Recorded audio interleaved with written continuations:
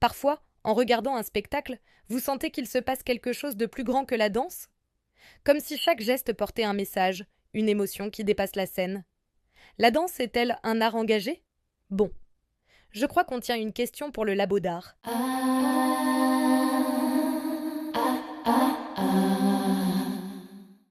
La danse, ce n'est pas seulement un art du mouvement. C'est un langage universel qui peut émouvoir, mais aussi provoquer, questionner et même bousculer les certitudes. Aujourd'hui, on se demande comment la danse peut-elle devenir un acte engagé? Nous allons explorer 3 voies empruntées par les chorégraphes pour affirmer leurs convictions. La prise de position politique, la relecture d'œuvres du passé et la réponse aux enjeux sociétaux de notre époque. Dans les années 30, le monde est certes marqué par la montée des tensions internationales. C'est dans ce contexte que Kurt Jooss crée la Table verte. Sur scène, des diplomates se livrent à des négociations stériles, tandis que, dans l'ombre, la guerre s'installe. Les danseurs incarnent tour à tour les soldats, les victimes, les bourreaux. Tout est chorégraphié pour dénoncer l'absurdité des conflits et l'indifférence des puissants. Ce ballet n'est pas simplement une œuvre artistique, c'est un manifeste. Le spectateur ne sort pas de la salle avec seulement de belles images en tête, il repart avec une réflexion sur l'humanité et sur les choix politiques qui façonnent nos vies. L'engagement peut aussi passer par la réinterprétation des grands classiques. Prenons Le Lac des Cygnes revisité par Matthew Bourne. Dans sa version, les cygnes sont incarnés par des danseurs masculins, et le récit se teinte de questions sur l'identité, la liberté et l'acceptation de soi. Cette transformation bouleverse le regard du public.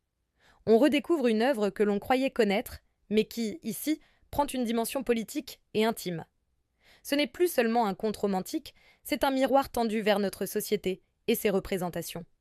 Et c'est là que réside la force de la relecture. Utiliser un patrimoine artistique pour y injecter de nouvelles significations adaptées à notre époque. Enfin, certains chorégraphes choisissent de répondre aux crises planétaires et aux transformations profondes du monde.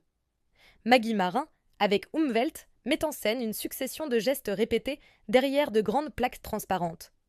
Les corps apparaissent et disparaissent, comme happés par un flux incessant.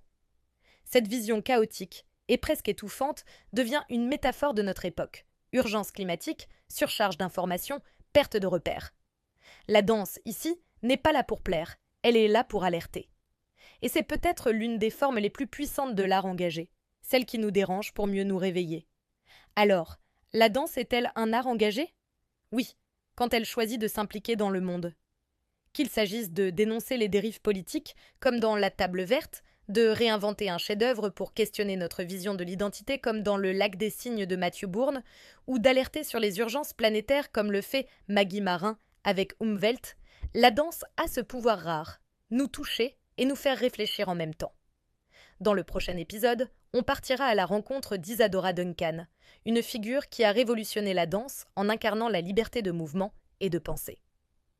Une artiste dont la vie et l'œuvre continuent d'inspirer des générations entières. Si vous voulez prolonger la réflexion, rendez-vous sur le site du Labo d'Art pour découvrir des ressources pédagogiques, des analyses d'œuvres et des fiches complètes sur les chorégraphes évoqués dans cet épisode.